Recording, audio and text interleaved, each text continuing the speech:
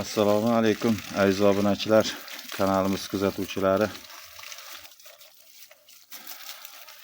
Hammaga xayrli kech. Hammanglar yaxshimisizlar? Bugun biz sizlar bilan birgalikda ozgina hovlidan video obzor qilamiz. Savollarga qisqa javob berib o'tishga harakat qilaman.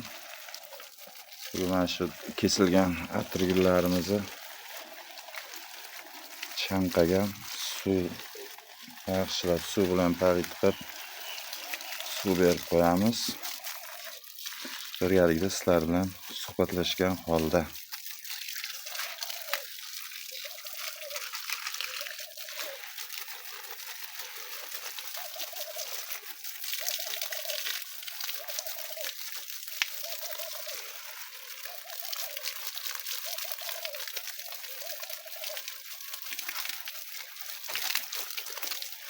Savollar juda ko'p berilgan.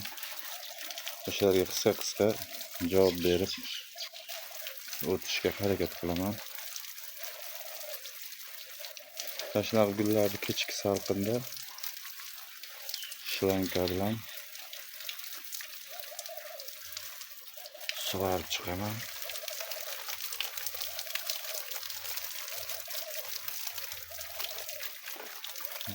Tepa tomon anor.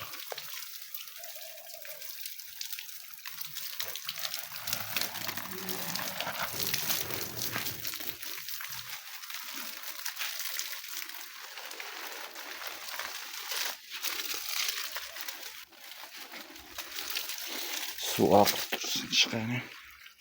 Kechagi kuni cherenka qilgan atirgullarimiz ko'rsatib o'tay. Mana nima qildim ustiga.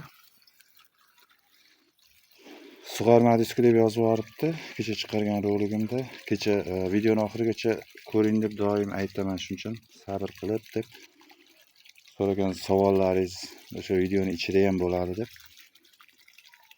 Video kim ko'rgan bo'lsa aytib o'tdim, men video cho'zilmasin deb.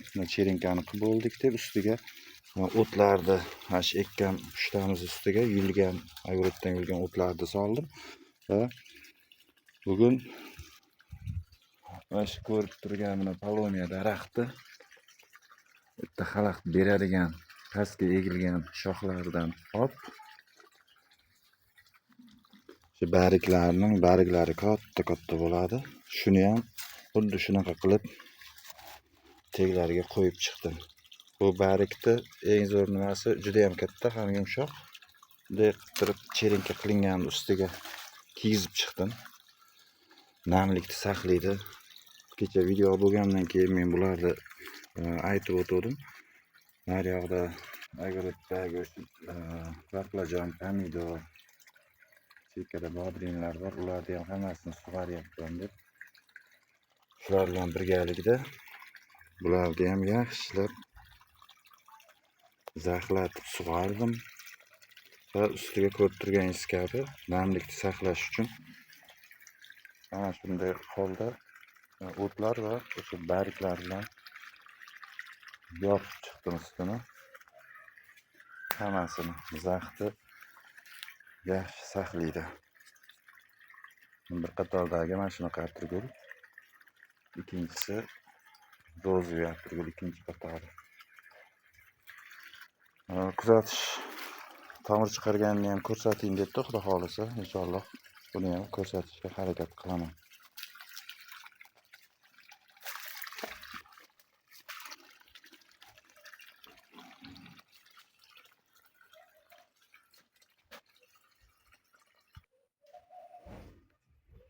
Bu gullarimiz ham suv ichib maza qilib oldi, shlankada cho'milib oldi. Mana esa oleandr guli. Buni yaqinda cherenka qildim. 3 ta, 4 ta, 5 ta cherenka qildim. Ikkitasini mana shu gullarning orasiga. Hozir yozda ham cherenka qilsa bo'ladimi deb savol berishibdi ko'p. Albatta bo'ladi, faqat gullarning turiga qarab. Gullarning turi bor, navlari. Yil 12 oyda ham cherenka qilsangiz bo'laveradi. Yevropeyskiy qaysidir yana gullar bor, ular mavsum tanlaydi. Masalan, faqat bahorda yoki kuzda cherenka qilish mumkin. Shu gullarni sortiga qarab, menda unaqangi kaprizniy yevropeyskiy gullar yo'q. Atirgulda ham so'rashibdi, yozda qilsa bo'ladimi? Hozir yoz oyi-ku deb. Qaysi chisloda qildingiz dedi. Kechagi kuni 5-chislo 26-yil 5-iyunda cherenka qildim. Buni ham sizlar bilan birgalikda kuzatib olamiz, xudo xolasa. Yana savol berishgan, gulni tuvaklarini qaysi gulni qanaqa tuvakka katta kichikka o'tkazishimiz kerak deb. Qisqacha javob berib o'taman. Mana masalan, mana shu kichkinagina gul. Bu menimcha 1 litrlik tuvaklar. Cherenkamiz uchun cherenka qilinadigan bo'lsa, kichkina stakanchik yoki kichkina tuvakchalar bo'lsa yaxshi.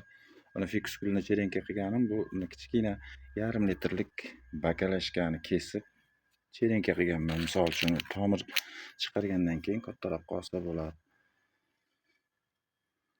Gullarni jussasiga qarab tuvakni o'zgartirsak bo'ladi. Masalan, sansiferiya kichkina tuvakda yaxshi zich bo'lib, tomirlarni yaxshi chiqarib, yaxshi zich joyda zo'r o'sadi va ko'p suvni unaqa xohlamaydi. Spreyda ham unaqa xohlamaydi, lekin artib turilishi kerak. Men bu tashqarida hovlida bo'lgani uchun sansiferiyaga orada o'sha shlanka bilan suv purkab turaman.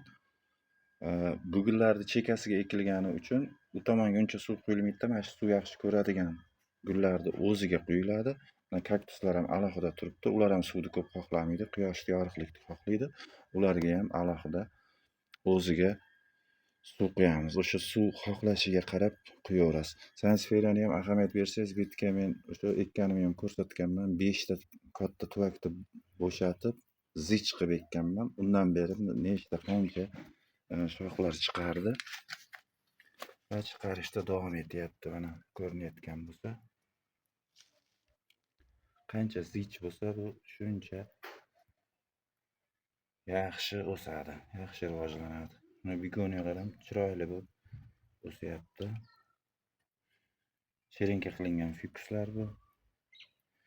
Yana savol berishibdi, kaktus gulim meni cho'zoq bo'lib o'syapti deb. Menda ham bor kaktus, lekin kaktus menimcha hech savol berganlaricha ahamiyat bermagan ekanman. Cho'zinchoq bu ham. Bunaqa yumaloq bo'lib emas. Mana shu naryoqda turganlari ham yumaloq, lekin cho'zinchoq bo'lib o'syapti. Menimcha oddiy holat bo'lsa kerak deb o'ylayman. Vahima qiladigan narsa emas.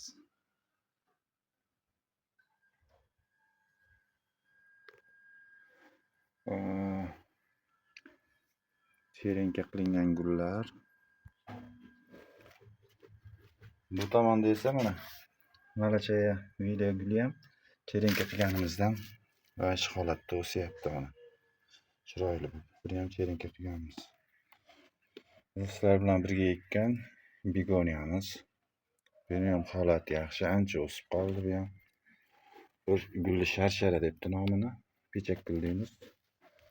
Bitta ham transferiya bu fikusdi. Qora shahzodani xuddi menda ham bor. Obunachimiz yozibdi. Sizni gulingizga o'xshagan tegini barglari tashlab yuborgan. Mana barg bu gul 6 yo 7 yosh. Chunki mana shu baland bo'lib o'sgani katta qora shahzoda shundan cherenka qilingan. Shuni onasi bu. Bundan cherenka qilib olganman va pastda barglari bo'lmagani uchun mana tepaga ikkita stakan chiqib bog'laganman. Bu endi xudo xolasa tomirlasa, bu yerdan kesib olinib, tek tomonini tuvagini o'zgartiramiz va bu yog'idan barg chiqartirishga harakat qilamiz. Tuvagiga keladigan bo'lsak, tuvagi mana shu holatiga bu tuvak kichkina aslida. Bu 3 litrlik tuvak. Buni ham o'zgartirish kerak. Mana shu tuvakni shunga qarab o'zgartiriladi, katta kichigiga qarab. Bu guldiki tuvagi normalniy. Bu ham 3 litrlik, mana shoxiga, tanasiga mos. Gullar ham tuvagi katta kichigiga qaraladi. Katta gul kichkinada bo'lsa ham stressga tushadi, yaxshi o'smaydi. Yo bo'lmasa cherenka qilganda yo kichkina ko'chat gulda boshqa tuvakka o'tkazganda kattaroqqa o'tkazib qo'yadigan bo'lsangiz, u holda ham stressga tushadi. Tuvagini to'g'ri tanlashimiz kerak. Chelenka qilingan gullarga qanaqa suv nima bersak bo'ladi debdi. Odatda o'sha ko'rsatib o'tgan damlamalarimni beraman. Eng to'g'ri nimasi karnivinli suv. Karnivinli suv bilan har kuni o'sha tuprog'ini qurishiga qarab karnivinli suv berib tursangiz, tomir chiqarishiga juda ham yaxshi bo'ladi. Xuddi mana pechak gullarimiz.